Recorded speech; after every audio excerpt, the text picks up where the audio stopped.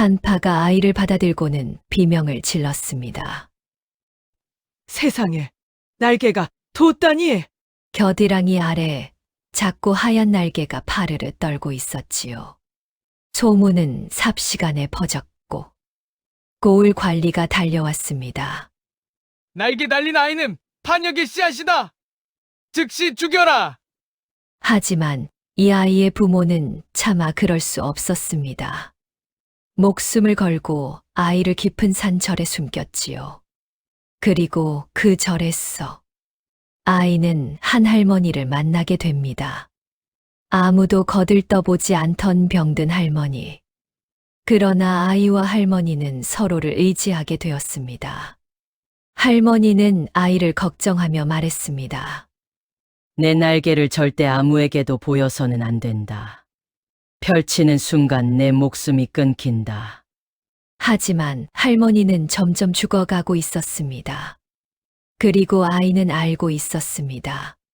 할머니를 살릴 방법을. 과연 아기 장수는 어떤 선택을 할까요? 따수냐 담은 여러분에게 늘 따뜻한 이야기를 전합니다. 무료 구독과 좋아요 부탁드립니다.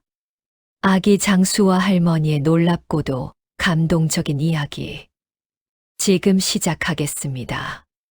이야기는 어느 작은 마을에서 시작됩니다. 산 아래 옹기종기 모여있는 초가집들. 그 중에서도 가장 허름한 집 한 채가 있었지요.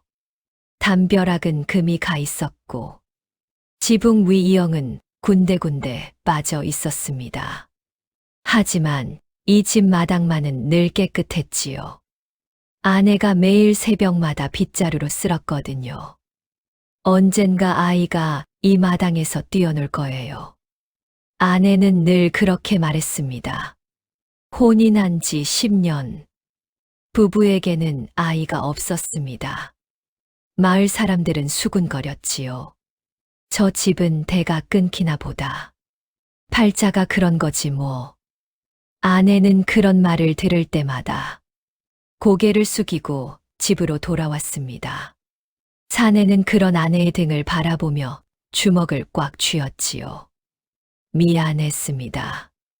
아내에게 해줄 수 있는 게 아무것도 없었으니까요. 그런 부부에게 아이가 찾아왔습니다.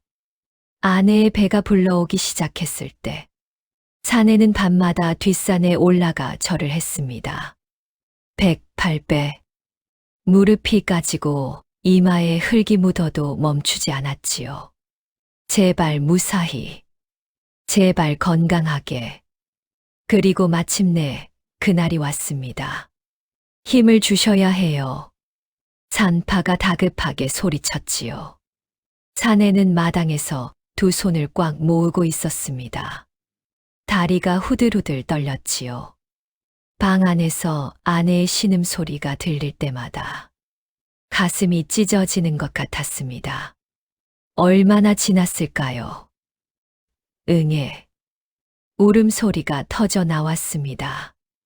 우렁찬 울음소리였지요. 사내의 얼굴에 환한 웃음이 번졌습니다. 10년을 기다린 울음소리. 눈물이 왈칵 쏟아졌지요. 아들이요? 딸이요? 사내가 방문 앞에서 물었습니다. 그런데 대답이 없었습니다. 아이 울음소리는 들리는데 산파가 아무 말도 하지 않았지요. 왜 그러시오? 다시 물었지만 여전히 대답이 없었습니다. 안에서는 산파의 거친 숨소리만 들려왔지요. 뭔가 잘못되었다는 걸 느꼈습니다. 참다 못한 사내가 방문을 벌컥 열었습니다. 산파가 아이를 안은 채 얼굴이 하얗게 질려 있었지요. 두 손이 사시나무 떨듯 떨리고 있었습니다. 이게 무슨... 산파가 떨리는 손으로 아이의 겨드랑이를 가리켰습니다. 사내의 눈이 그곳을 향했지요. 작고 하얀 날개, 깃털도 채 나지 않은 여린 날개가 파르르 떨고 있었습니다. 새 날개도 아니고 나비 날개도 아닌 사람의 몸에서 돋아난 작지만 분명한 날개였지요. 세상에, 사내의 두 다리에서 힘이 빠졌습니다. 아내는 산파에게서 아이를 받아 안았지요. 떨리는 손으로 날개를 감싸 쥐었습니다. 아무한테도 말하지 마시오. 제발. 아내가 산파에게 애원했습니다. 하지만 이미 늦었지요. 산파의 눈이 공포로 가득 차 있었습니다. 그날 저녁 산파가 마을로 내려가면서 입을 막지 못했습니다. 날개가 달린 아이가 태어났대. 소문은 불길처럼 번졌지요. 아이고, 그건 장수가 태어난 거야. 장수가 태어나면 나라에서 가만 안 둬. 반란을 일으킬 수 있으니까. 저 집부부 큰일 났네. 큰일 났어. 마을 사람들은 두려움에 떨면서도 입을 멈추지 않았습니다. 이틀이 지나지 않아 고을 관리가 군조를 이끌고 들이닥쳤지요. 이 관리는 원래부터 악독하기로 소문난 자였습니다. 이름은 황판관. 얼굴은 쥐처럼 뾰족하고 눈은 항상 핏발이 서 있었지요. 백성들 세금을 2번, 3번씩 걷어들이는 건 예사였습니다. 못 내면 곤장을 치고 논밭을 빼앗았지요. 한겨울에 과부의 집소까지 끌어간 적이 있었습니다. 제 아이들이 굶어 죽습니다. 과부가 울며 매달렸지만 황판관은 발로 걷어찼지요. 그런 자였습니다. 마을 사람들은 그 이름만 들어도 벌벌 떨었습니다. 그런데 그 황판관이 오늘은 환하게 웃고 있었지요. 날개 달린 아이라. 이 공을 세우면 한양 승진이 따놓은 당상이야.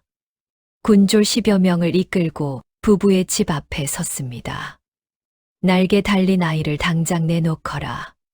사내가 대문 앞을 막아섰지요. 제 자식입니다. 아직 젖도 못된 갓난아이입니다. 제발 봐주십시오. 황 판관이 코웃음을 쳤습니다. 날개 달린 아이는 반역의 씨앗이다.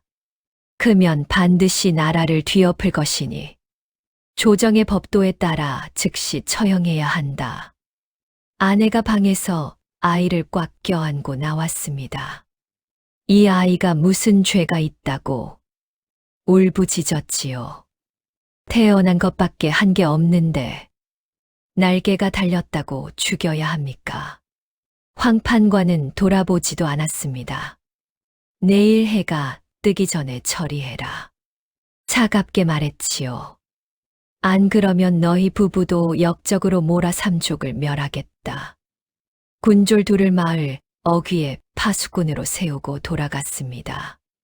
부부는 아이를 안고 밤새 울었지요. 10년을 기다려 얻은 아이. 내일이면 빼앗긴다.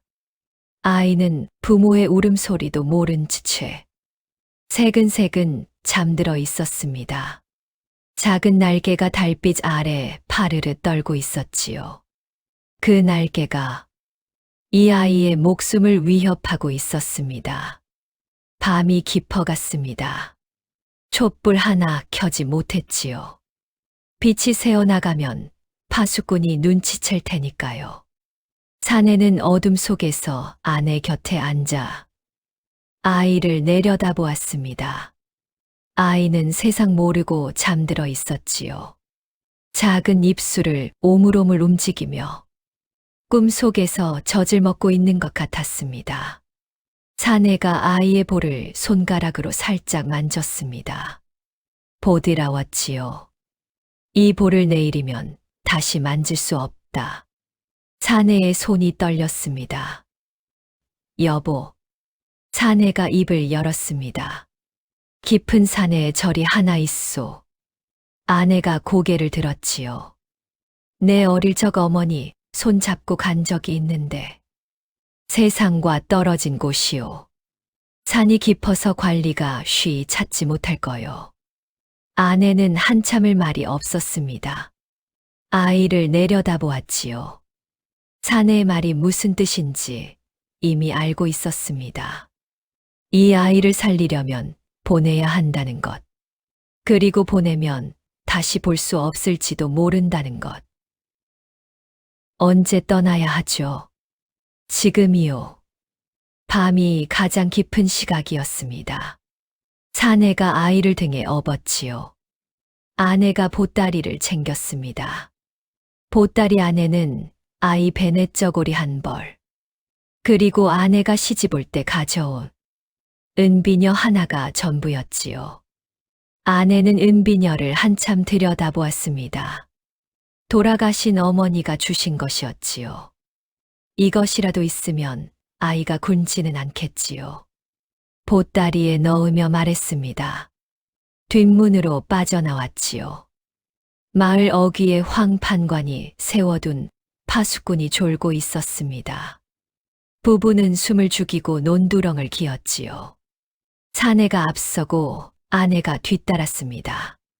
풀벌레 소리가 유난히 크게 들렸지요. 심장이 터질 것 같았습니다. 그때 아이가 꿈틀거렸습니다. 부부의 숨이 멎었지요. 아이가 울면 끝이었습니다. 아내가 재빨리 젖을 물렸지요. 아이는 젖을 빨며 다시 조용해졌습니다. 부부는 그제야 숨을 내쉬었지요. 마을을 빠져나왔습니다. 산길이 시작되었지요. 달빛도 들지 않는 깜깜한 산속이었습니다. 사내는 맨발이었지요. 신을 신으면 소리가 나니까요. 바위를 디딜 때마다 발바닥이 찢어졌습니다. 가시덤불이 종아리를 긁었지요. 피가 났지만 멈출 수 없었습니다. 아내도 이를 악물고 따라왔지요. 병약한 몸이었습니다. 혼인 후로 늘 알아누웠지요. 그런 아내가 이 밤만은 쓰러지지 않았습니다. 한 시즌쯤 지났을까요? 뒤에서 횃불이 보였습니다. 하나, 둘, 셋. 이놈들이 도망쳤다. 파수꾼이 빈집을 발견한 모양이었지요. 횃불이 산 아래에서 움직이기 시작했습니다. 빨리. 사내가 아내의 손을 잡아 끌었지요. 아내는 치맛자락을 걷어 올리고 산을 올랐습니다. 숨이 턱까지 차올랐지요. 다리가 풀렸습니다. 한 번 비틀거렸지요. 사내가 아내의 허리를 조금만 더 가면 돼요. 횃불이 점점 가까워졌지요. 군졸들의 고함 소리가 산을 울렸습니다. 저기다, 저쪽으로 갔다. 사내의 눈이 절벽을 훑었지요. 길이 없었습니다. 앞은 절벽, 뒤는 군졸. 그때 사내의 눈에 절벽 옆 좁은 틈이 보였지요. 사람 하나 겨우 빠져나갈 수 있는 바위 틈이었습니다. 이쪽이요. 부부가 바위 틈으로 몸을 밀어 넣었지요. 군졸들의 횃불이 바로 앞을 지나갔습니다. 어디로 간 거야? 더 위로 올라갔을 거다. 올라가. 횃불이 멀어졌습니다. 부부는 바위 틈에서 한참을 숨죽이고 있었지요. 아이는 어머니 젖을 물고 세상 모르게 잠들어 있었습니다. 똥이 트기 직전이었습니다. 바위 틈을 빠져나와 산등성이를 넘자 나무 사이로 작은 절이 보였지요. 낡은 기와에 이끼가 끼어 있었고 경내에는 고요한 종소리가 울리고 있었습니다. 사내가 절문을 두드렸지요. 살려주십시오. 제발. 잠시 후 문이 열렸습니다. 주지 스님이 나왔지요. 백발의 수염이 길었지만 눈빛은 맑고 따뜻했습니다. 부부의 행색을 보고 놀라지 않았지요. 맨발에 피가 묻어 있고 옷은 찢어져 있고 아이를 안고 있는 모습. 무슨 사정이 있다는 건 한눈에 알 수 있었습니다. 사내가 무릎을 꿇었지요. 날개가 달린 아이입니다. 사내의 목소리가 갈라졌습니다. 관리가 죽이려 합니다. 스님, 이 아이 좀 맡아주십시오. 스님은 아이를 내려다보았습니다. 아내가 아이의 겨드랑이를 보여주었지요. 작은 날개가 보였습니다. 스님의 눈이 잠시 커졌지요. 그리고 아이의 얼굴을 보았습니다. 세상 모르고 잠든 편안한 얼굴. 오래 침묵했습니다. 바람이 불어 절마당에 낙엽이 굴러갔지요. 부처님 앞에 온 생명을 내칠 수 없소. 스님이 말했습니다. 이 아이, 내가 맡겠소. 사내가 이 말을 바닥에 찧었지요. 감사합니다. 감사합니다. 스님. 아내가 마지막으로 젖을 먹였습니다. 아이는 배가 부른지 방긋 웃었지요. 이가 하나도 없는 잇몸이 보였습니다.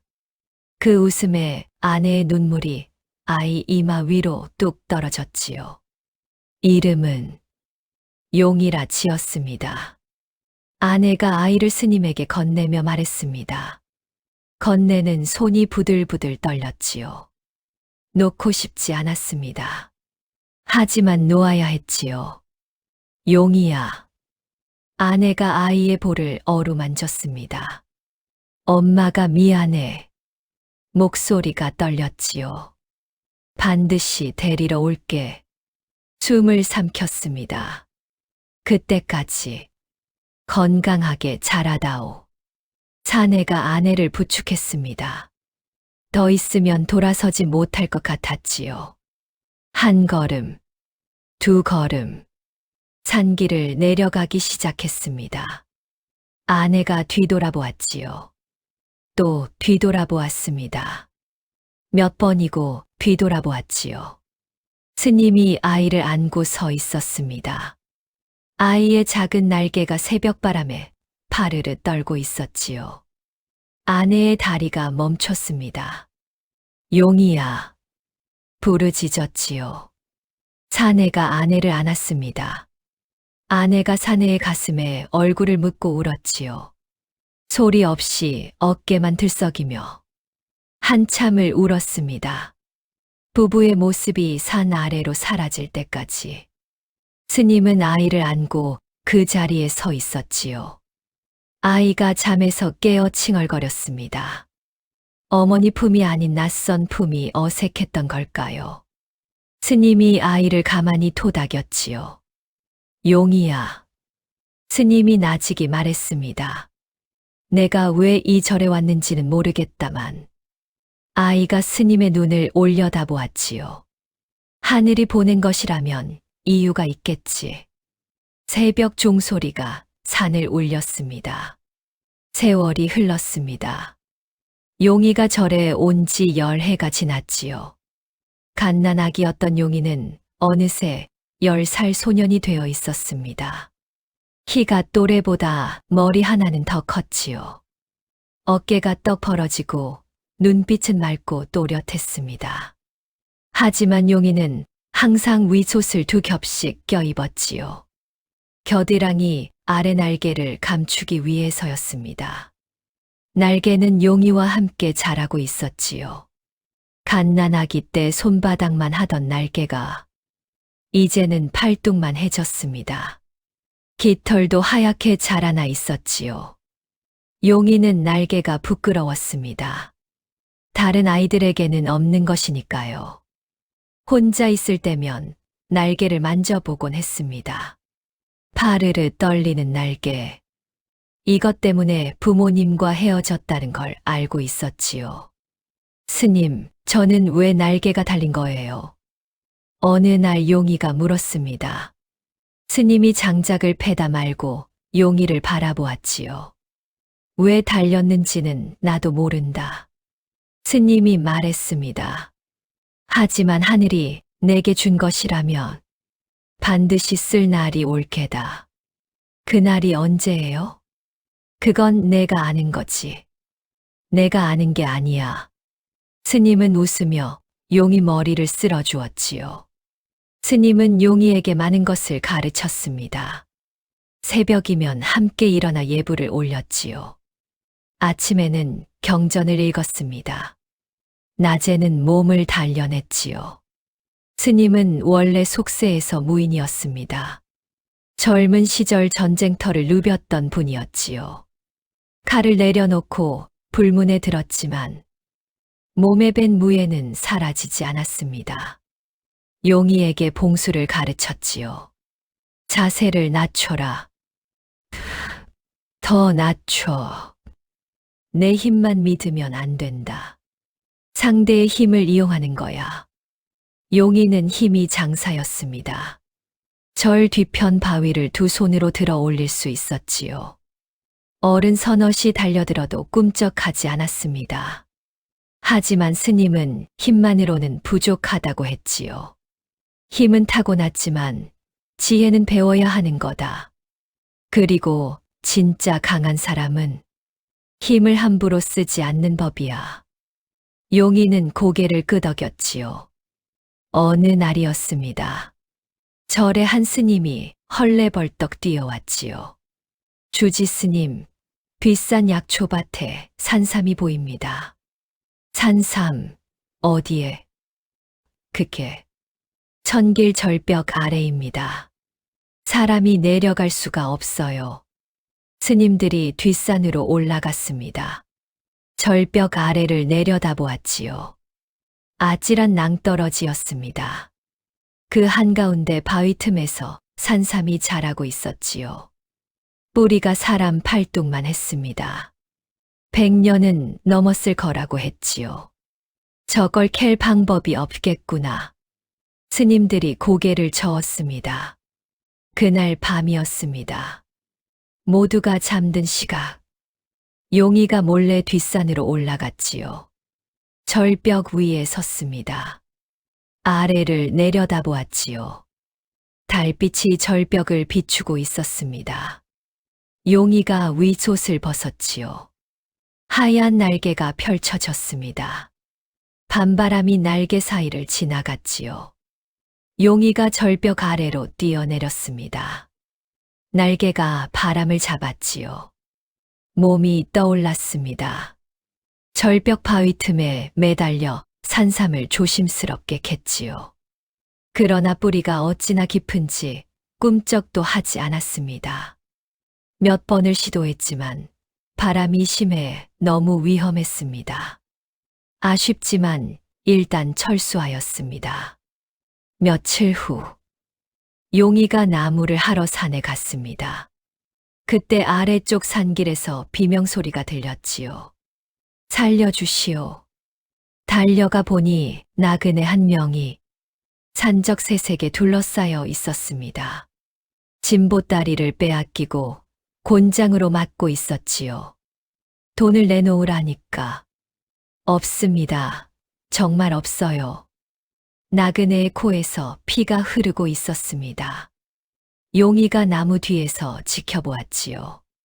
주먹을 꽉 쥐었습니다. 스님 말씀이 떠올랐지요. 진짜 강한 사람은 힘을 함부로 쓰지 않는다. 하지만 사람이 죽을 수도 있었습니다. 용이가 뛰쳐나갔지요. 그만두시오. 산적들이 돌아보았습니다. 코 흘리게 아이가 서 있었지요. 뭐야, 이 꼬마는? 산적 하나가 코웃음을 쳤습니다. 꺼져, 너도 맞고 싶어. 용이가 앞으로 다가갔지요. 산적이 곤장을 휘둘렀습니다. 용이가 한 손으로 곤장을 잡았지요. 꿈쩍도 하지 않았습니다. 산적의 얼굴이 굳었지요. 이 녀석이. 나머지 둘이 달려들었습니다. 용이가 봉술 자세를 잡았지요. 스님에게 배운 대로였습니다. 한 놈의 다리를 걸고 한 놈의 팔을 비틀었지요. 셋 다 바닥에 나뒹굴었습니다. 10살짜리 아이한테 당한 거지요. 산적들이 혼비백산 달아났습니다. 나그네가 벌벌 떨며 용이를 올려다보았지요. 고맙습니다. 소희는 남쪽에서 올라온 보부상인데 나그네가 허리를 굽히며 말했습니다. 남쪽이요? 예. 그런데 요즘 남쪽이 심상치 않습니다. 나그네의 얼굴이 어두워졌지요. 바닷가 마을에 왜구들이 나타나기 시작했어요. 배 수십 척이 몰려온다는 소문도 있고, 용인은 그 말을 가만히 듣고 있었습니다. 왜구. 아직은 먼 이야기처럼 들렸지요. 나그네는 몇 번이고 절을 하며 떠나갔습니다. 절로 돌아오니 스님이 마당을 쓸고 있었지요. 용이야, 어디 갔다 왔느냐? 나무 하러요. 그런데 나무는 어디 있고? 용이가 빈손을 내려다보았습니다. 나무를 놓고 왔지요. 스님이 빙그레 웃었습니다. 오늘은 좋은 일을 하고 온 모양이구나. 용이가 머리를 긁적였지요. 그날 저녁 스님이 용이에게 말했습니다. 용이야. 예, 스님. 내 힘은 하늘이 주신 것이다. 스님이 하늘을 올려다보았지요. 하지만 그 힘을 언제, 어떻게 쓰느냐. 그건 내가 정하는 거야. 용이가 고개를 끄덕였습니다. 사람을 해치는 데 쓰면 흉기가 되고, 사람을 살리는 데 쓰면 보물이 된다. 스님이 용이를 바라보았지요. 내 날개도 마찬가지야. 용이는 그 말을 가슴에 새겼습니다. 날개를 만져보았지요. 처음으로 날개가 부끄럽지 않았습니다. 어느 가을날이었습니다. 절에 낯선 할머니가 찾아왔지요. 허름한 무명옷에 집신을 신고 있었습니다. 등이 구부정했고 얼굴은 창백했지요. 시녀 한 명이 할머니를 부축하고 있었습니다. 스님, 이 어른께서 편찮으십니다. 며칠만 묵어가게 해 주십시오. 시녀가 주지 스님에게 절을 했지요. 스님이 할머니를 보았습니다.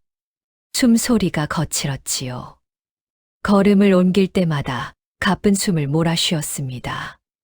부처님 앞에 아픈 일을 내칠 수 없지요. 편히 쉬시오. 할머니는 절 한켠 작은 방에 들었습니다. 시녀가 짐을 풀었지요. 짐이라고 해봐야 옷 보따리 하나가 전부였습니다. 하지만 보따리 깊숙한 곳에 비단 보자기로 쌓인 작은 상자가 하나 있었지요. 시녀가 조심스럽게 그것을 감추었습니다. 할머니는 방에 누워 기침을 했지요. 마른 기침이 끊이지 않았습니다.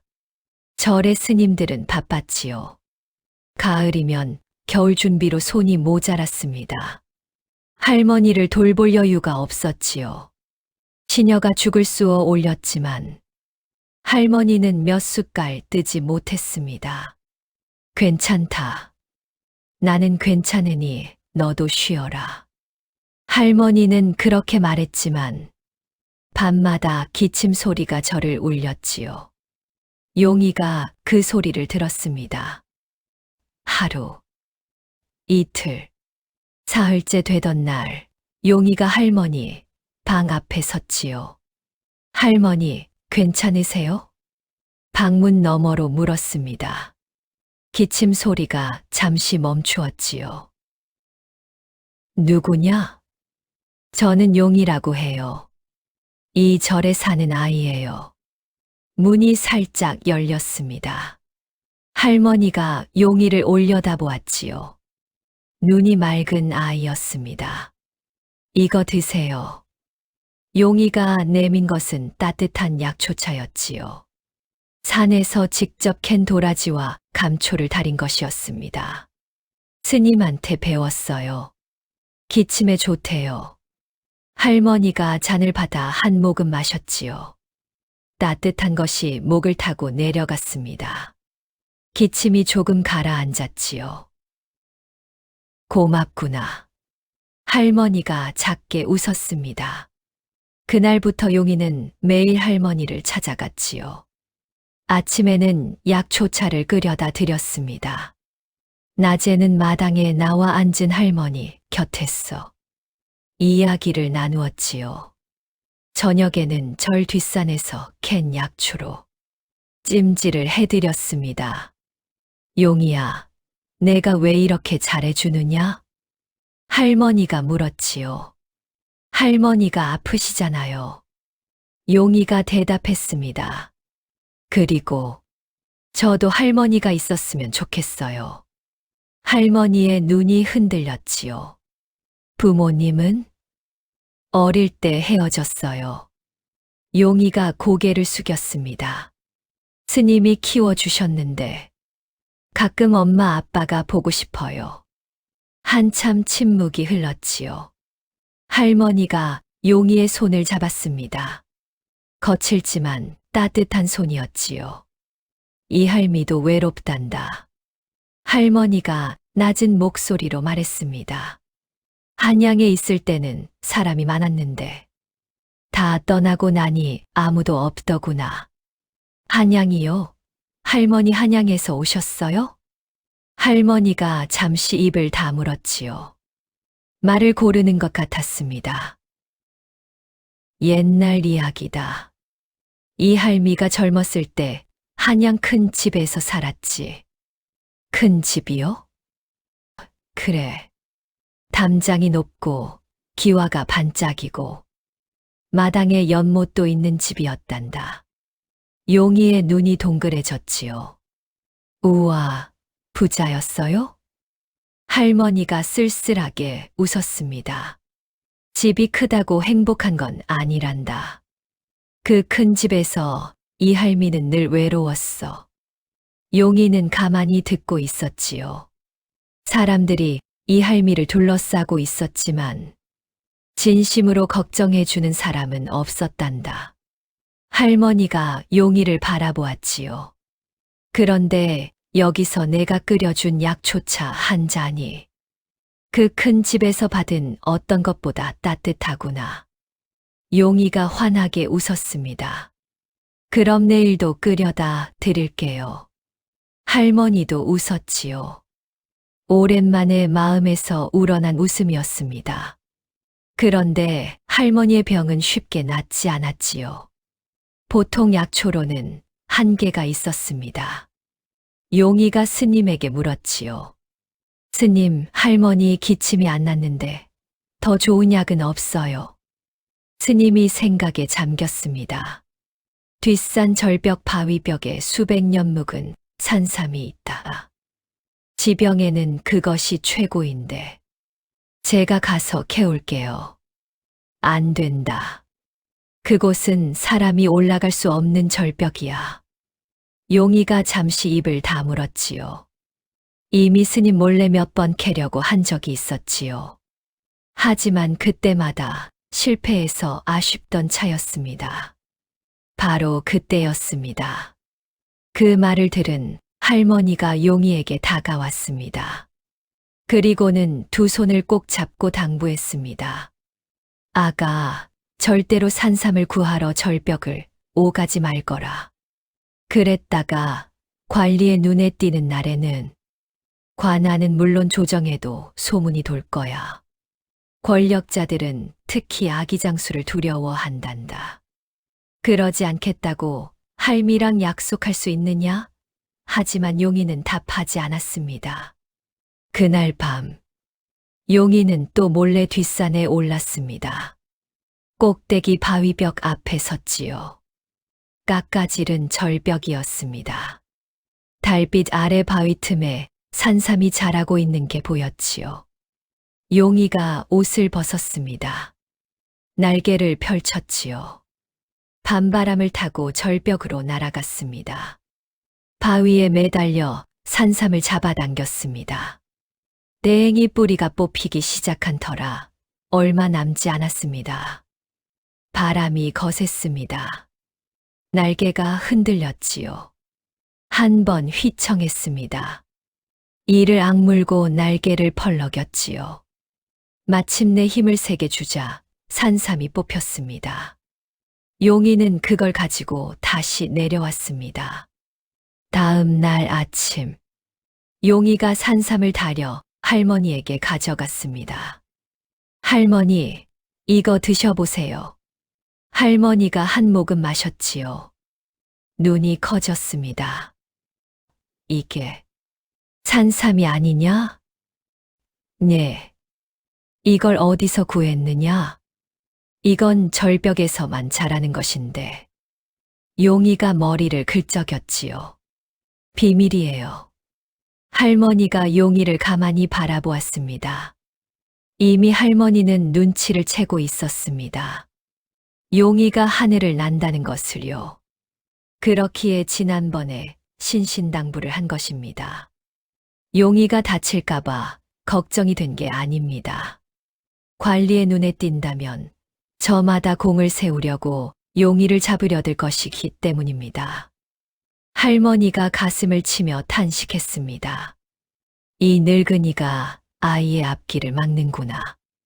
어떻게든 아이를 지킬 방안을 찾아야겠다. 그날부터 산삼차를 마신 할머니의 기침이 눈에 띄게 줄었습니다. 얼굴에 혈색이 돌아왔지요. 마당을 거닐 수 있게 되었습니다. 할머니는 용이의 손을 잡고 절 마당을 걸었지요. 단풍이 곱게 물든 가을이었습니다. 용이야. 네, 할머니. 이 할미가 내 은혜를 잊지 않을 게다. 할머니가 용이의 머리를 쓰다듬었지요. 할머니도 나아지면 이 절에 오래오래 계세요. 용이가 말했습니다. 저 할머니 가시면 또 외로울 것 같아요. 할머니의 눈가가 붉어졌지요. 이 아이가 진심으로 자신을 걱정해주는 유일한 사람이었습니다. 큰 집에서 수백 명의 하인에 둘러싸여 살았지만 이 아이의 약조차 한 잔만 못했지요. 할머니가 용이를 안았습니다. 이 할미가 여기 있을게. 용이가 할머니 품에서 눈을 감았지요. 어머니 품은 기억나지 않았습니다. 하지만 이 할머니 품은 따뜻했지요. 그렇게 할머니와 용이는 할미와 손주가 되었습니다. 그 무렵 고을에서는 황판관의 횡포가 날로 심해지고 있었습니다. 세금을 거두는 것도 모자라 백성들의 땅까지 빼앗기 시작했지요. 올해 흉년이라 세금을 낼 수가 없습니다. 못 낸다고 그럼 땅 문서를 내놓아라. 그러면 저희 가족은 어디서 삽니까? 그건 내 사정이지 내 알바 아니다. 황판관은 빼앗은 땅을 제 이름으로 올렸습니다. 고을 최고의 부자가 되어가고 있었지요. 하지만 황판관에게는 하나 걸리는 것이 있었습니다. 10년 전 날개 달린 아이를 놓친 일이었지요. 부부가 아이를 안고 도망쳤고 군졸들이 산을 뒤졌지만 끝내 찾지 못했습니다. 황판관은 그 일을 잊지 않고 있었지요. 날개 달린 아이를 잡았더라면 한양에 올라갔을 텐데 이를 갈았습니다. 반드시 찾아낸다. 틈틈이 사람을 풀어 아이의 행방을 쫓고 있었지요. 그런데 어느 날 고을 장터에서 이상한 소문이 돌기 시작했습니다. 깊은 산절에 힘이 장사인 아이가 있다더라. 산적셋을 맨손으로 때려 눕혔대. 겨우 10살짜리가? 그것도 모자라 천길 절벽을 맨몸으로 오르내린다는 거야. 이 소문이 황판관의 귀에 들어갔지요. 깊은 산절, 힘이 장사인 아이. 황판관의 쥐 같은 눈이 번뜩였습니다. 그놈이다. 입꼬리가 올라갔지요. 10년 전 그 날개 달린 놈이 틀림없어. 황판관은 군졸 20명을 모았습니다. 직접 말에 올라탔지요. 가자. 이번에는 놓치지 않는다. 군졸들이 산길을 올랐습니다. 말발굽 소리가 산을 울렸지요. 절에서는 아무것도 모르고 있었습니다.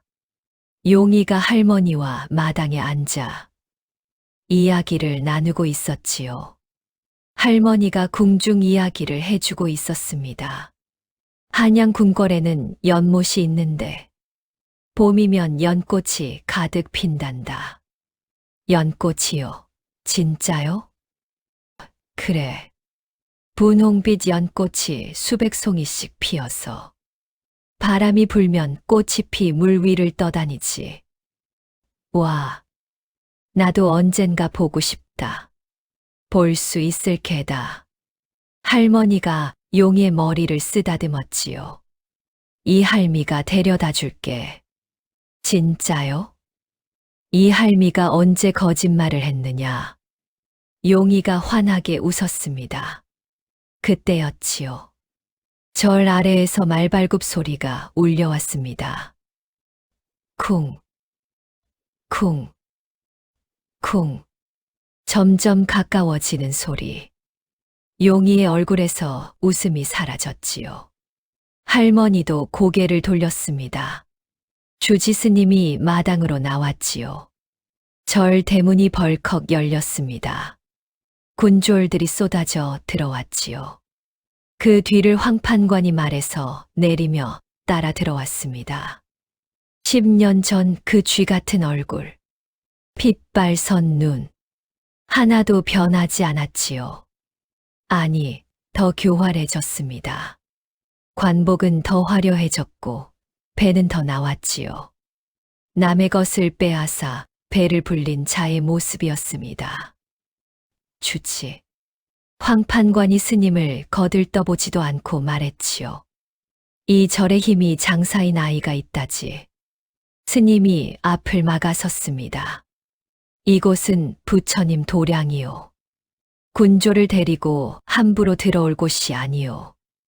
내가 이 고을 판관이다.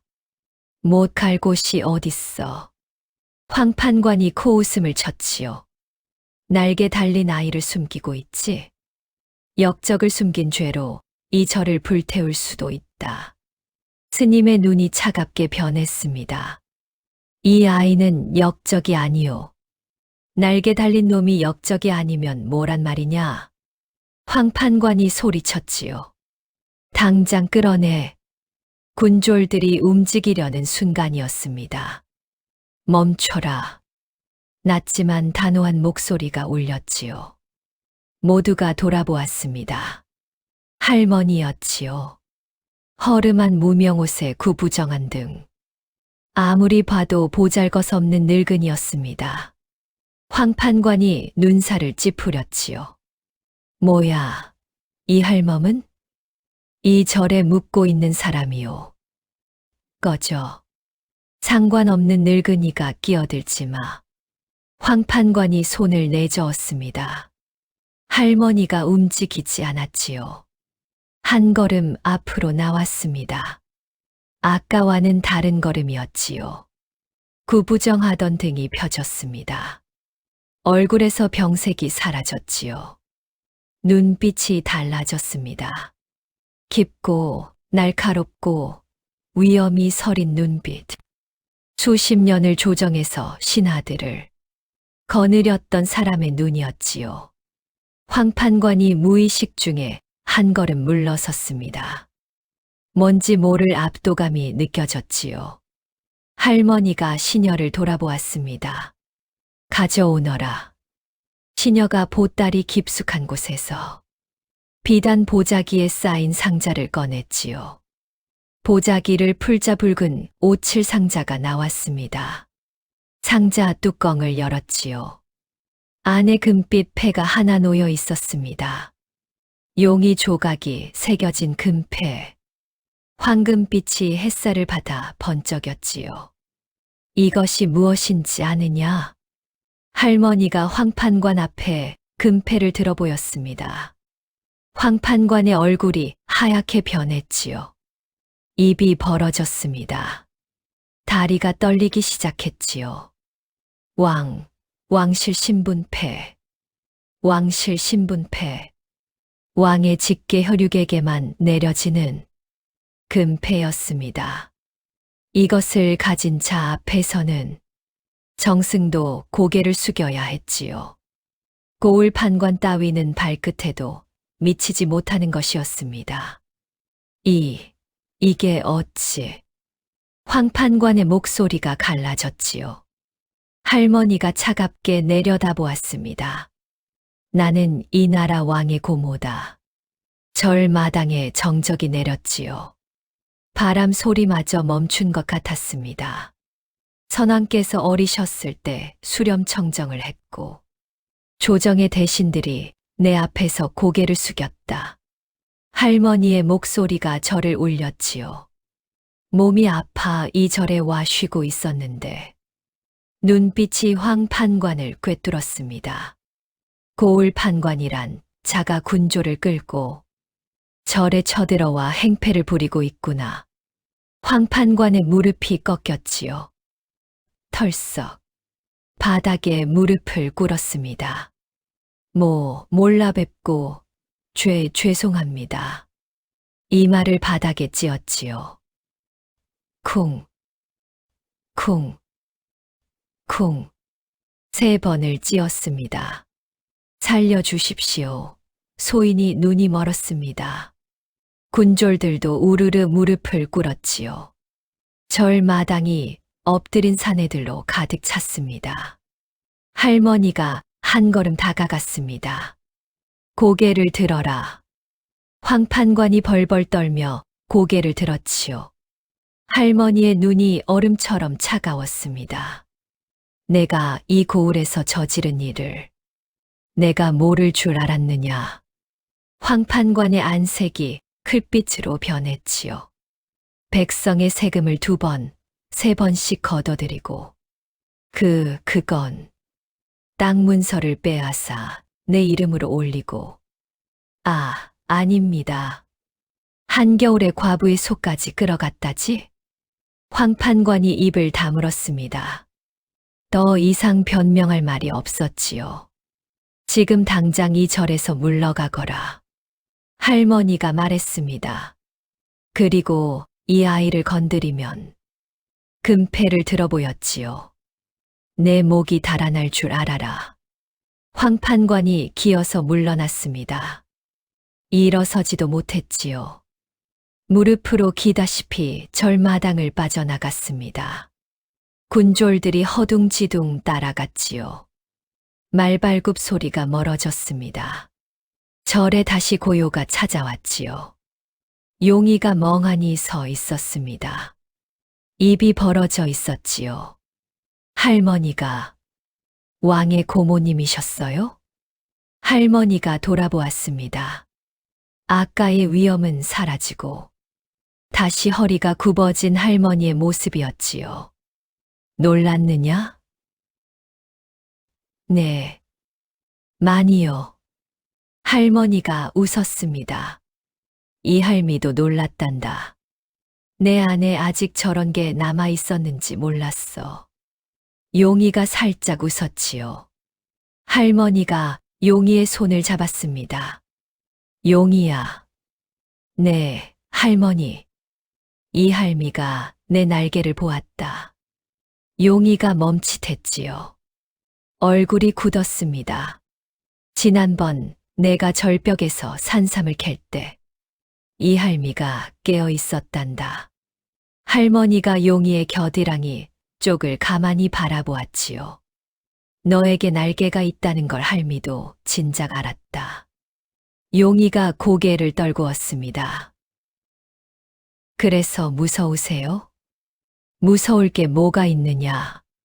할머니가 용이의 턱을 살며시 들어올렸지요. 눈이 마주쳤습니다. 그 날개가 있었기에 내가 이 할미를 살렸는데 할머니의 눈가에 주름이 깊게 잡혔습니다. 웃고 있었지요.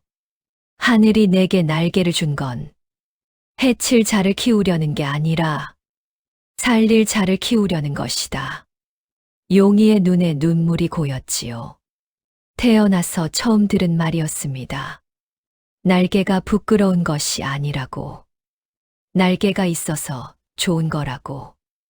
누군가 그렇게 말해주는 건 처음이었지요. 고맙습니다, 할머니. 용이가 고개를 숙였습니다. 할머니가 용이를 안았지요. 아니다. 고마운 건 이 할미야. 그로부터 보름이 지났습니다. 가을이 깊어가던 어느 날이었지요. 산 아래에서 연기가 피어올랐습니다. 한 줄기가 아니었지요. 두 줄기, 세 줄기, 10줄기가 넘는 검은 연기가 하늘로 치솟았습니다. 스님이 절 뒤편 높은 바위에 올라 아래를 내려다보았지요. 얼굴이 굳었습니다. 왜구다. 소문대로였지요. 남쪽 바닷가에 나타났던 왜구가 마침내 이 고을까지 밀고 올라온 것이었습니다. 배 수십 척이 아니었지요. 100척이 넘는 배에서 쏟아져 나온 왜구들이 해안 마을부터 불태우며 올라오고 있었습니다. 마을이 타고 있었지요. 사람들의 비명이 바람을 타고 산 위까지 올라왔습니다. 아이고, 살려주시오. 도망쳐, 빨리 도망쳐. 용이가 바위 위에 서서 아래를 내려다보았지요. 주먹을 꽉 쥐었습니다. 손톱이 손바닥을 파고들었지요. 할머니가 용이 곁으로 왔습니다. 용이야. 용이가 돌아보지 않았지요. 눈이 아래를 향해 있었습니다. 불타는 마을, 도망치는 사람들, 칼을 휘두르는 왜구들. 할머니, 저 사람들이 죽고 있어요. 용이의 목소리가 떨렸지요. 관군은 어디 있는 거예요? 왜 싸우지 않는 거예요? 할머니의 얼굴이 어두워졌습니다. 관군은 싸우지 않았지요. 아니, 싸울 수가 없었습니다. 고을을 지키는 관군의 수장이 바로 황판관이었거든요. 황판관은 왜구가 온다는 소식을 듣자마자 관아의 금은 보화를 챙겼습니다. 또 도망쳐야 한다. 얼굴이 하얗게 질려 있었지요. 군졸들은 성벽을 지켜라. 나는 원군을 데려오겠다. 군졸들이 어이없는 얼굴로 바라보았습니다. 판관 날이 원군을 데려오신다고요? 어디서요? 시끄러. 명령이다. 황판관은 짐을 꾸린 말 세피를 끌고 뒷문으로 빠져나갔지요. 수장이 도망치자 관군은 무너졌습니다. 칼 한 번 못 휘둘러보고 성문이 열렸지요. 왜구들이 고을로 쏟아져 들어왔습니다. 약탈이 시작되었지요. 집집마다 불이 붙었습니다. 곡식 창고가 털렸지요. 백성들이 잡혀갔습니다. 젊은 사내들은 끌려가고 여인들은 울부짖었지요. 늙은이들은 매를 맞고 쓰러졌습니다. 아이들은 엄마를 찾으며 울었지요. 그 소리가 산을 타고 절까지 올라왔습니다. 절의 스님들이 하나둘 마당에 모였지요. 얼굴이 굳어 있었습니다. 주지 스님, 어찌해야 합니까? 산으로 더 깊이 피해야 합니까? 스님들의 목소리에 두려움이 묻어 있었지요. 주지 스님이 한참 아래를 내려다보았습니다. 산 아래에서 검은 연기가 끊임없이 피어올랐지요. 스님이 입을 열었습니다. 부처님은 말씀하셨다. 중생이 고통받을 때 외면하는 것은 자비가 아니라고. 스님들이 스님을 바라보았지요. 이 절에는 무기가 없소. 하지만 우리에게는 주먹이 있고 봉이 있소. 스님이 방으로 들어갔다 나왔습니다. 손에 긴 봉을 쥐고 있었지요. 젊은 시절 전쟁터에서 쓰던 것이었습니다. 10년 넘게 방구석에 세워두었던 봉이었지요. 먼지를 한 번 훅 불었습니다. 내려간다. 딸을 자만 따르라. 스님들이 서로를 바라보았지요. 한 명이 앞으로 나왔습니다. 저도 가겠습니다. 또 한 명. 소승도요. 하나, 둘, 셋. 절의 스님 12명이 마당에 섰습니다. 모두 봉을 잡았지요. 용이가 앞으로 나왔습니다. 저도 갈게요. 스님이 돌아보았지요. 용이야. 스님이 말씀하셨잖아요. 용이가 스님을 올려다보았습니다. 눈에 눈물이 맺혀 있었지만 흔들림은 없었지요. 사람을 살리는 데 쓰면 보물이 된다고요. 스님이 한참 용이를 바라보았습니다. 제 힘은 하늘이 주신 거라 하셨지요. 용이가 위솥의 깃을 잡았습니다. 지금이 그걸 쓸 때인 것 같아요. 용이가 위솥을 벗었지요. 스님들의 눈이 커졌습니다. 겨드랑이 아래에서 날개가 펼쳐졌지요. 10살 때 팔뚝만 하던 날개가 아니었습니다. 어느새 양팔을 펼친 것보다 넓게 자라 있었지요. 하얀 깃털이 가을 햇살에 빛났습니다. 스님들이 숨을 삼켰지요. 저게. 날개가. 바람이 불었습니다. 용이의 날개가 바람을 받아 크게 펼쳐졌지요. 절 마당에 그림자가 드리워졌습니다. 날개의 그림자였지요. 할머니가 용이를 바라보고 있었습니다. 눈물이 흐르고 있었지요. 하지만 슬픈 눈물이 아니었습니다. 가거라, 용이야. 할머니가 말했습니다. 내가 태어난 이유를 찾으러 가거라. 용이가 할머니를 돌아보았지요. 고개를 깊이 숙였습니다. 할머니, 반드시 돌아올게요. 할머니가 고개를 끄덕였지요. 용이가 절 마당 끝에 섰습니다. 산 아래를 내려다보았지요. 연기가 피어오르는 고을. 비명이 울려 퍼지는 마을. 용이가 깊이 숨을 들이마셨습니다. 날개가 한 번 크게 떨렸지요. 그리고 뛰었습니다. 절벽 끝에서 몸을 던졌지요. 날개가 펼쳐졌습니다. 바람이 날개 아래로 밀려들었지요. 몸이 떠올랐습니다. 높이, 더 높이, 하늘 위로 솟아올랐지요. 산 아래 마을이 한눈에 내려다 보였습니다. 용이가 하늘에서 외쳤지요. 내려간다. 주지 스님이 고개를 들어 하늘을 올려다 보았습니다. 하얀 날개가 햇살을 가르며 산 아래로 내려가고 있었지요. 스님이 봉을 어깨에 메었습니다. 승병들이여 따르라. 12명의 스님이 산길을 뛰어 내려갔지요. 전쟁이 시작되고 있었습니다. 고을은 이미 아비규환이었습니다. 왜구들이 거리를 활보하고 있었지요. 칼을 든 자, 창을 든 자, 횃불을 든 자. 수백 명이 개미떼처럼 마을을 휩쓸었습니다. 집집마다 불길이 치솟았지요. 여인들의 비명, 아이들의 울음, 늙은이들의 신음. 그 모든 소리가 뒤엉켜. 지옥이 따로 없었습니다. 적장이 고을 한가운데 서 있었지요. 덩치가 황소만했습니다.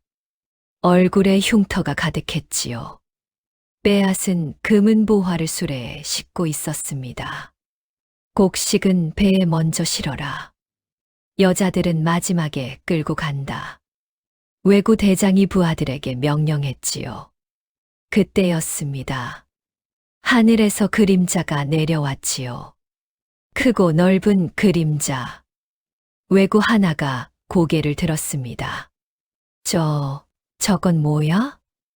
하늘에서 무언가가 떨어지고 있었지요.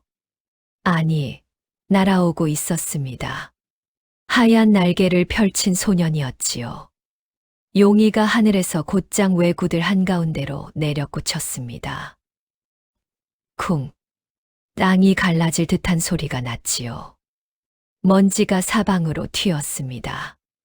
왜구 서넛이 충격파에 밀려 나자빠졌지요. 용이가 먼지 속에서 일어섰습니다. 하얀 날개가 활짝 펼쳐져 있었지요. 봉을 어깨에 메고 있었습니다. 왜구들이 멈칫했지요. 뭐야, 저놈은? 날개가 달렸다.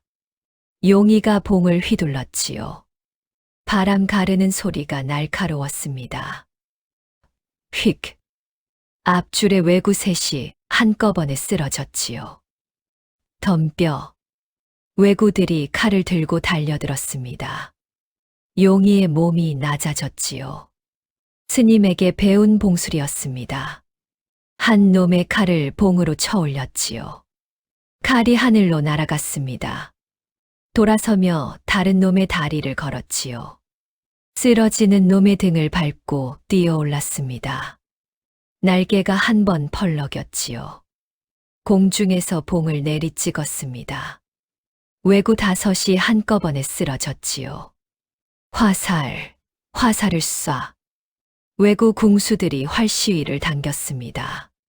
화살이 빗발치듯 날아왔지요. 용이가 날개를 접고 땅으로 몸을 낮추었습니다. 화살이 머리 위를 스쳤지요. 다시 날개를 펴고 하늘로 솟았습니다. 궁수들의 머리 위로 날아가며 봉을 내리쳤지요. 활이 부러졌습니다. 궁수들이 혼비백산 흩어졌지요. 그때 산 아래에서 함성이 울려왔습니다. 와! 주지스님이 선두에 서 있었지요. 12명의 승병이 봉을 들고 뛰어들어왔습니다. 스님의 봉술은 용이와는 달랐지요. 느리지만 묵직했습니다. 한 번 휘두를 때마다 왜구 둘셋이 나가 떨어졌지요. 전쟁터를 누볐던 무인의 실력이었습니다. 승병들도 만만치 않았지요. 절에서 매일 몸을 단련한 스님들이었습니다. 왜구들이 밀리기 시작했지요. 하늘에서는 용이가, 땅에서는 승병이, 위아래에서 동시에 당하니 왜구들이 혼란에 빠졌습니다. 뭐야, 날아다니는 놈이 있다. 밑에서는 중놈들이 미쳤어. 후퇴. 왜구들이 뒤로 밀려났지요. 하지만 왜구 대장은 물러서지 않았습니다. 큰 칼을 뽑아 들었지요. 겁먹지 마라. 겨우 애송이 하나와 중놈 몇이다. 왜구 대장이 용이를 향해 달려왔습니다. 칼을 크게 내리쳤지요. 용이가 봉으로 막았습니다. 쩡! 쇠와 나무가 부딪히는 소리가 울렸지요. 용이의 팔이 저렸습니다. 왜구 대장의 힘은 보통이 아니었지요. 한 번 더 내리쳤습니다. 용이의 봉이 갈라졌지요. 이놈! 왜구 대장이 승리를 확신하며 칼을 치켜들었습니다. 그 순간 용이가 부러진 봉을 버렸지요. 맨손이었습니다. 왜구 대장이 칼을 내리쳤지요. 용이가 한 발 옆으로 비켜섰습니다. 칼이 허공을 갈랐지요. 용이가 왜구 대장의 손목을 잡았습니다. 꽉! 뼈가 삐걱거리는 소리가 났지요. 왜구 대장의 얼굴이 일그러졌습니다. 칼이 손에서 빠져나갔지요. 용이가 왜구 대장을 들어 올렸습니다. 한 손으로. 황소만 한 사내를 한 손으로 들어 올린 거지요. 이 괴물. 용이가 왜구 대장을 땅바닥에 내리꽂았습니다. 쿵. 땅이 꺼졌지요. 왜구 대장이 눈을 뒤집고 쓰러졌습니다. 대장이 쓰러지자 왜구들의 사기가 꺾였지요. 대장이 도망쳐. 왜구들이 사방으로 흩어졌습니다. 배를 향해 달아나기 시작했지요. 승병들이 뒤를 쫓았습니다. 용이가 하늘로 솟아 도망치는 왜구들의 앞을 막았지요. 갈 곳이 없어진 왜구들이 하나둘 무기를 버리고 무릎을 꿇었습니다. 전투가 끝나가고 있었지요. 바로 그때였습니다. 용이의 귀에 익숙한 목소리가 들렸지요. 제발, 이 사람들 좀 살려주시오. 남자의 목소리였습니다. 용이가 소리가 나는 쪽으로 날아갔지요. 고을 외곽 밭두렁이었습니다. 외구 셋이 마을 사람들을 묶어놓고 끌고 가는 중이었지요. 그 앞을 한 사내가 두 팔을 벌려 막고 있었습니다. 맨몸이었지요. 칼도 없고 봉도 없었습니다.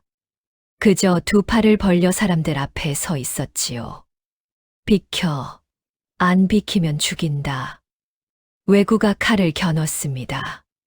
사내가 물러서지 않았지요. 이 사람들은 내 이웃이요. 내 목숨을 가져가더라도 이 사람들은 보내주시오. 사내의 목소리가 떨렸지만 발은 움직이지 않았습니다. 용이가 위에서 그 모습을 보았지요. 가슴이 뜨거워졌습니다. 이유를 몰랐지요. 그저 저 사내의 모습이 가슴을 울렸습니다. 용이가 내려꽂혔지요. 외구 셋을 순식간에 쓰러뜨렸습니다. 묶인 사람들의 줄을 끊어주었지요. 고맙습니다. 사람들이 울며 도망쳤습니다. 사내가 용이를 올려다보았지요. 멍하니 한참을 용이도 사내를 내려다보았습니다. 낯익은 얼굴이었지요. 어디서 본 것 같았습니다. 기억나지 않았지요. 하지만 가슴이 뛰었습니다. 그때 사내 뒤에서 여인이 뛰어왔습니다. 여보, 괜찮아요? 여인이 사내의 팔을 잡았지요. 그리고 용이를 보았습니다. 여인의 눈이 커졌지요. 입술이 떨렸습니다. 여보. 여인이 사내의 소매를 잡아 끌었지요. 이 아이 좀 봐요. 사내가 다시 용이를 보았습니다. 용이의 겨드랑이 아래 날개를. 사내의 얼굴이 하얗게 변했지요. 설마 날개가 있어요. 여인의 목소리가 갈라졌습니다. 용이가 두 사람을 번갈아 보았지요. 뭔가 이상했습니다. 왜 이 사람들이 자꾸 날개를 보는 걸까요? 왜 눈물을 흘리는 걸까요? 혹시 사내가 한 걸음 다가왔습니다. 내 이름이 뭐냐? 목소리가 떨렸지요. 용이요. 사내의 무릎이 꺾였습니다. 주저앉았지요. 여인이 입을 틀어막고 울음을 터뜨렸습니다. 용이, 우리 용이. 용이가 멈칫했지요. 우리 용이라고 했습니다. 가슴이 쿵 내려앉았지요. 이 사람들이 설마 내가 정말 용이냐? 사내가 용이의 얼굴을 두 손으로 감쌌습니다. 손이 부들부들 떨렸지요. 이 얼굴, 당신 닮았어요. 당신 닮았다고요. 여인이 울며 말했습니다. 용이의 눈에서 뜨거운 것이 흘러내렸지요. 기억나지 않았습니다. 이 사람들의 얼굴을. 하지만 이 눈물의 온도를 알고 있었지요. 갓난아기 때 이마 위로 떨어졌던 어머니의 눈물. 아버지, 어머니. 용이가 작게 불렀습니다. 10년 만의 부름이었지요. 여인이 용이를 끌어안았습니다. 사내가 두 사람을 끌어안았지요. 밭두렁 위에서 세 사람이 한 덩어리가 되어 울었습니다. 한참을 울었지요. 아무 말도 하지 않았습니다. 말이 필요 없었지요. 열해의 그리움이 눈물이 되어 쏟아졌습니다. 전쟁의 함성이 멀어져 가고 있었지요. 연기 사이로 해가 기울고 있었습니다. 세 사람은 한참 동안 그렇게 서 있었지요. 한편 도망쳤던 황판관은 멀리 가지 못했습니다. 금은 보화를 실은 말 세필이 무거워 빨리 달릴 수 없었지요. 산길을 돌아가다 외구 폐잔병 무리와 마주쳤습니다. 도망치던 외구들이었지요. 화가 나 있었습니다. 제대로 약탈도 못하고 쫓겨나는 길이었거든요. 그런데 금은 보화를 잔뜩 실은 말이 눈앞에 나타난 겁니다. 이게 뭐야? 외구들의 눈이 번뜩였지요. 나는 이 고을 판관이다. 건드리면 조선 관군이 가만두지 않을 것이야. 황 판관이 악을 썼습니다. 외구들이 웃었지요. 조선 관군, 우리가 때려잡은 게 조선 관군이야. 도망치면서 보물까지 챙기다니. 고마운 녀석이로군. 외구들이 칼을 뽑았지요. 안 돼, 살려. 그것이 황 판관의 마지막이었습니다. 백성의 것을 빼앗아 채운 재물이 결국 제 목을 죄인 것입니다. 천벌을 받은 것입니다. 전투가 끝났습니다. 왜구들은 쫓겨나고 고을에 다시 해가 떠올랐지요. 하지만 상처가 깊었습니다. 불탄 집, 무너진 담, 쓰러진 사람들. 고을 곳곳에 전쟁의 흔적이 남았습니다. 용인은 승병들과 함께 마을을 돌아다녔습니다. 무너진 집을 세우고 다친 사람들을 업어날랐습니다. 용이가 통나무를 양 어깨에 하나씩 메고 오면 마을 사람들이 눈이 휘둥그레졌습니다. 저 아이가 왜구를 몰아냈다며 하늘을 날았대. 날개가 달린 장수래. 소문은 삽시간에 퍼졌지요. 고을 사람들이 하나둘 용이를 찾아왔습니다. 고맙습니다. 당신 덕에 살았습니다. 우리 아버지를 구해주셨대요. 고맙습니다. 무릎을 꿇는 사람도 있었지요. 용이는 쑥스러웠습니다. 저 혼자 한 게 아니에요. 스님들이, 승병들이 같이 싸웠어요. 용이가 손사래를 쳤지요. 하지만 사람들은 알고 있었습니다. 하늘에서 내려온 그 소년이 전세를 뒤집었다는 것을. 날개 달린 아이. 10년 전에는 죽여야 할 반역의 씨앗이라 불렸지요.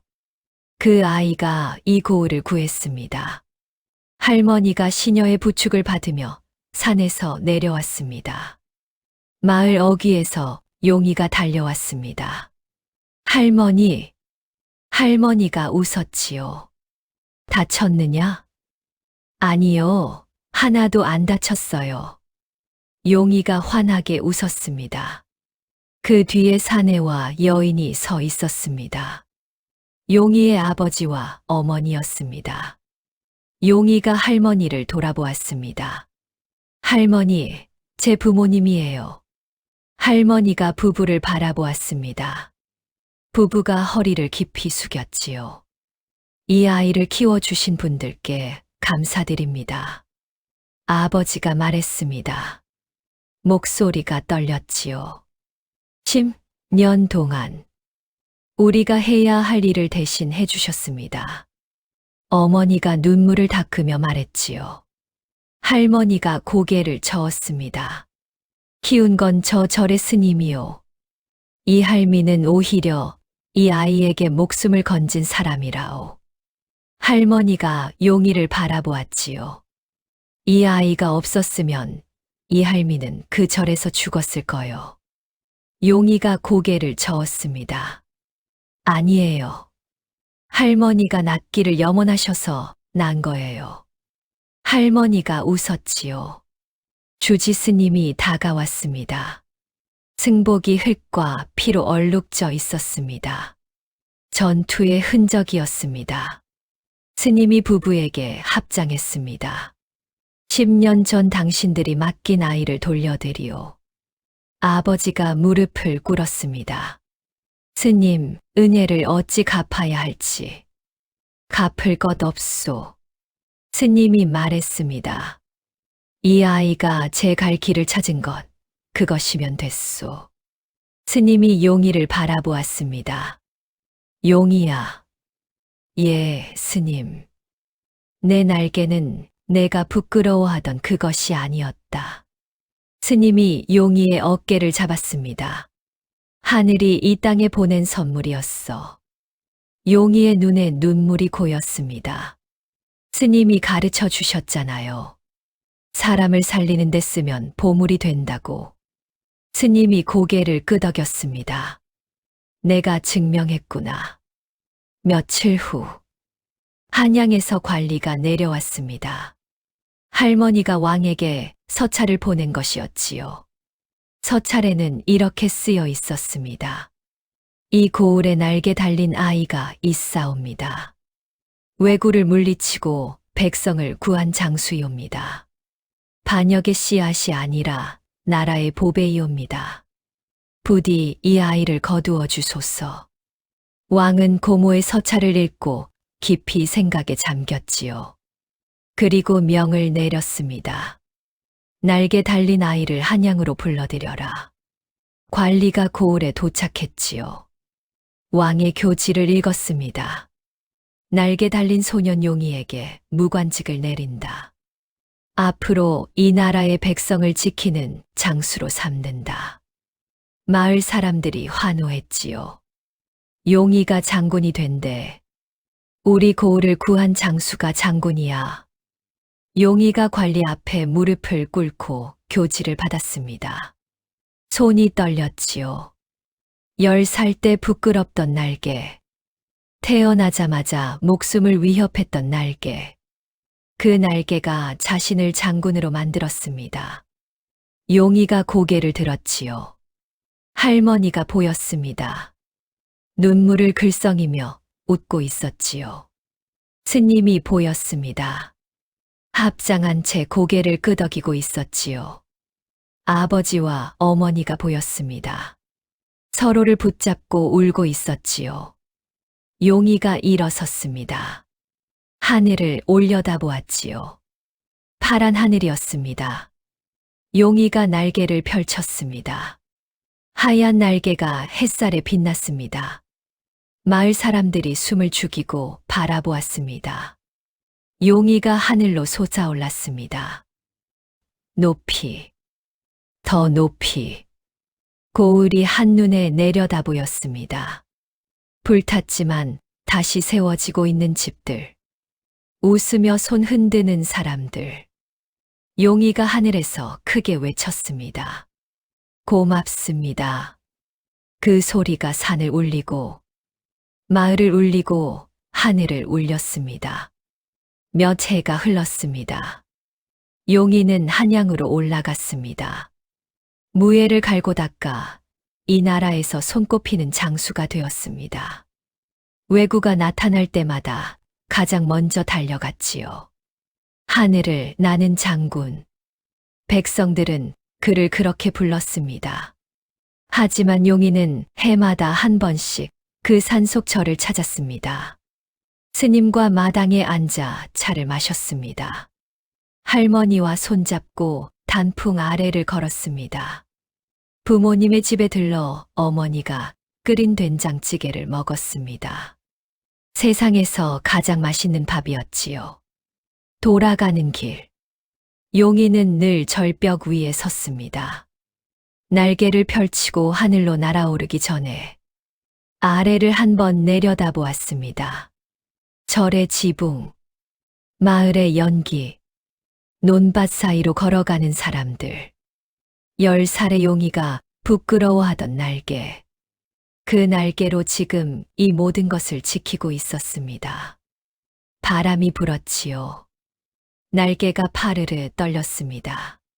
갓난아기 때 달빛 아래서 떨리던 그 날개가 이제는 이 나라의 하늘을 지켰습니다. 용이가 하늘로 날아올랐습니다. 하얀 날개가 구름 사이로 사라졌습니다. 그리고 마을에는 따뜻한 바람이 불었습니다. 오늘 이야기는 우리나라 곳곳에서 전해지는 아기장수 설화를 각색한 것입니다. 용이와 할머니의 이야기 어떻게 들으셨나요?